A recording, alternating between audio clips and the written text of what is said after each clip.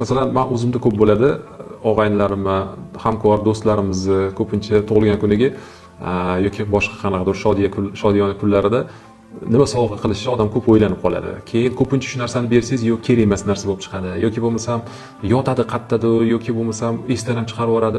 Endi pulni isrofi bo'ladiki, u narsani o'rinli har doim ham chiqavermaydi. O'ylab berganingizda ham. Shuning uchun o'zimni Iman akkauntimda oldindan sarmoya kiritib qo'yganman.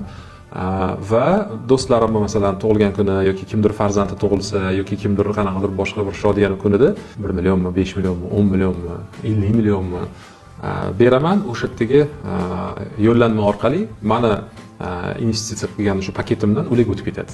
Ya'ni masalan bittasiga mana bir o'qituvchiga yaqinda domlaga sovg'a qildim 10 million so'm. Men xursand bo'laman, chunki bundoq qaradim, hisobotlar bo'yicha taxminan 5 yilda 10 million pul 27 millionmi shunaqa bo'lar ekanda, hozir adashmasam.